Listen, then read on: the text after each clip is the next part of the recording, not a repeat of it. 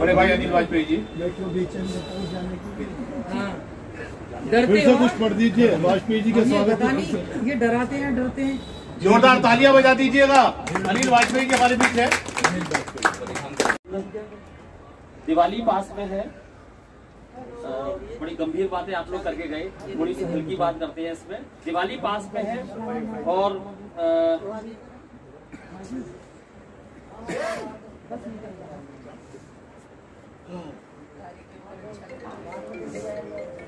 पत्नी सोचती है कि पति मेरे वश में है और सासू माँ सोचती है कि बेटा मेरे वश में है। ताश खेले जा रहे हैं, इशारे इशारे में बात होती है। दिवाली पास में इसलिए 4 पंक्तियां सुनी है कि पता नहीं चलता है गेम यह है खेल कर, कि पता नहीं चलता है गेम यह है खेल कर, कब हुई सुबह और कब हुई शाम है, पहला हुक्म का है बहुरानी मेरे पास, जीत मेरी होगी क्योंकि सासू मेरा नाम है। बहू का क्लासिकल जवाब है दिनेश भाई, बहू का क्लासिकल जवाब है इसमें कि पता नहीं चलता है, ये सासू माँ की पंक्तियां और क्लासिकल जवाब दिया बहू ने। और बेटा बीच में बैठा हुआ है, पत्नी सोचती है कि पति मेरे कंट्रोल में है और सासू माँ सोचती है बेटा मेरे कंट्रोल में है। कि पता नहीं चलता है गेम यह है खेल कर, कब हुई सुबह और कब हुई शाम है, पहला हुक्म का है बहुरानी मेरे पास, जीत मेरी होगी क्योंकि सासू मेरा नाम है। तो बहू बोली सुनिएगा प्यारी प्यारी सासू मोरी, ये बहू बोली सुनिएगा प्यारी प्यारी सासू मोरी, आपको हराना मेरी चुटकी का काम है। ये बहू बोली सुनिएगा प्यारी प्यारी सासू मोरी, आपको हराना मेरी चुटकी का काम है। पहला हुक्म का है कहती है आप जैसे, मेरे लिए मम्मी वही चिड़ी का गुलाम है।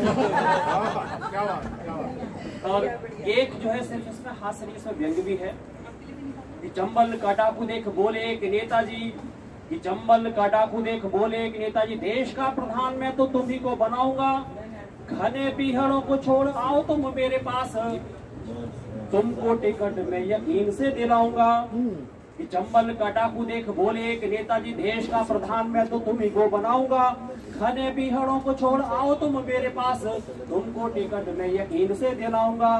तो नेताजी से बोला वह डाकुओं का सरदार, कि नेताजी से बोला वह डाकुओं का सरदार, मेरे हैं उसूल ना मैं उनको गिराऊंगा, कि मेरे हैं उसूल ना मैं उनको गिराऊंगा, राजनीति इतनी हुई है बदनाम आज, लड़के चुनाव ना मैं छवि को गिराऊंगा। तो इसमें एक व्यंग भी था और एक रचना जो मैंने कहीं नहीं पढ़ी अब तक और देख के पढ़ने की मेरी आदत नहीं है, लेकिन मैं कुछ पंक्तियां यहाँ तक देता हूँ। रचना बड़ी है लेकिन मैं पहली बार पढ़ रहा हूँ, हो सकता है कि उतना उसमें लय या वो ना हो, लेकिन एक रचना छोटी सी रचना है, 2 या 3 मिनट उसमें लूंगा, और बड़ी है लेकिन उसको मैं कट कर दूँ, ठीक है। मुझे पता है कि समय की सीमा है कि प्रेम शक्ति है, प्रेम भक्ति है, प्रेम भावनाओं की अभिव्यक्ति है, प्रेम पूजा है, प्रेम प्रार्थना है, प्रेम अरदास है, प्रेम एक सुखद अनुभूति है, एक सुखद एहसास है, प्रेम जीवन जीने की एक शैली है, प्रेम जीवन जीने का एक ढंग है, प्रेम है तो जीवन में उत्साह है, प्रेम है तो जीवन में उमंग है, प्रेम की बोली कानों में मिश्री घोलती है, प्रेम है वहाँ प्रकृति डोलती है, ये उगता और ढलता हुआ सूरज, ये आसमां की थाली में सजा हुआ पूनम का चांद, ये ईश्वर की कृति है, ईश्वर के द्वारा रचित है, पल्लवित है, पुष्पित है, फलित है। प्रेम तो मथुरा में यमुना नदी के कलकल करते हुए निनाद में था, प्रेम तो मथुरा में यमुना नदी के कलकल करते हुए निनाद में था, प्रेम यशोदा मैया के वात्सल्य में नंद बाबा के आह्लाद में था, प्रेम गोपियों के उन्माद में था, अपने कान्हा के हाथ में प्रेम की बंसी पहले थी, युद्ध करने वाला सुदर्शन चक्र को बहुत बाद में था। प्रेम में लिखी हुई कविता लासानी हो गई, प्रेम में डूबी मीरा तो कृष्ण प्रेम की दीवानी हो गई। उसने कहा कि ये नंदलाला है, ये जो मुरली वाला है, ये इतना मतवाला है कि जिस द्रव्य को मैं अमृत समझकर के होठों से लगा गटागट पीती गई, एक पल के लिए भी मुझे नहीं लगा कि ये जहर का प्याला है। प्रेम में बुद्ध अमृत को प्राप्त हुए, प्रेम में डूबे तो बुद्धत्व को प्राप्त हुए। उन्होंने संसार के समस्त विपरीत धाराओं को मोड़ दिया, वृद्ध बीमार और मृतक को देख करके राजपाट राजमहल सब छोड़ दिया।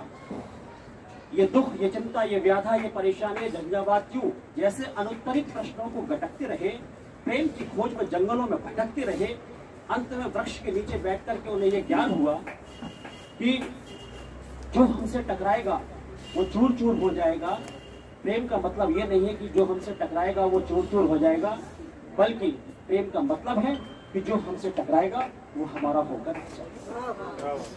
और ये रचना बड़ी है, लेकिन मैं उसको यही वाणी गिरा देता हूँ।